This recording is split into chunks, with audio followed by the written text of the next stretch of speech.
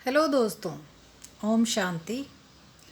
चलिए दोस्तों, अब हम बात करते हैं कि हम हमारे परम पिता परमात्मा को देखें कैसे। क्योंकि जब तक हम देखें नहीं तब तक हम समझें कैसे। बातों से तो नहीं हो सकता ना। इसलिए एक बार बाबा ने कहा था कि तुम आत्मा हो। इस आत्मा पे तुम्हें शरीर रूपी कवच मैंने दे रखा है, ताकि इस कवच के द्वारा तुम सारी बातों को सुन समझ के ढंग से कर सको। अब लेकिन तुम आत्मिक रूप में तो एक बिंदी हो, डॉट हो।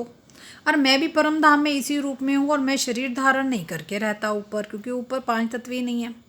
तो अब बाबा ने कहा कि और मैं सागर हूँ सारे इन्हीं गुणों का, प्रेम का सागर, सुख का, शांति का, आनंद का, पवित्रता का, शक्तियों का सागर ही सागर हूँ। मेरे पास ये अनखुट है, अखुट भंडार है।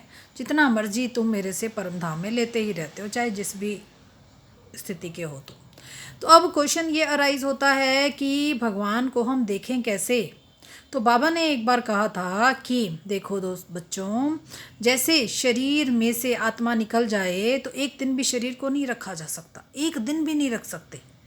और जब आत्मा इस शरीर में एंटर करती है माँ के गर्भ में, तो देखो कैसे, ना कुछ बच्चे को खाने का जगह है, ना स्थान है, ना देख सकता है ना, फिर भी कैसे पिंड बड़ा होने लग जाता है और एक फूल की तरह सुंदर बच्चा पैदा बन जाता है और बाहर आता है। और उसके बाद देखो कितनी ब्यूटीफुल तब तक रहता है जब तक कि आत्मा शरीर में है। और जैसे ही आत्मा शरीर से निकली, वो एक दिन भी इतना अगली रूप हो जाता है कि उसे एक दिन भी रखना मुश्किल हो जाता है। उसके शरीर से भी बदबू आने लग जाती है। इसका मतलब आत्मा के अंदर इतनी गुणकारी शक्तियां हैं। तो अब दोस्तों, इसी प्रकार से बाबा ने कहा, क्योंकि तुम आत्मा हो, दिखती नहीं, इन आँखों से तुम उसे नहीं देख सकते, इतनी छोटी है, लेकिन काम सारा इसके अंदर वो गुणकारी आत्मा ही करती है पूरे शरीर में।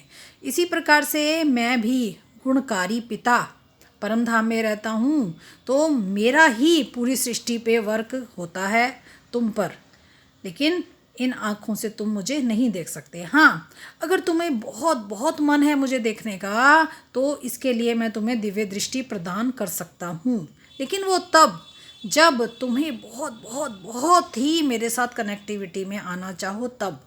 ये डिपेंड करता है कि हमारी अंदरूनी परमात्म प्यास कितनी है। ठीक है ना दोस्तों।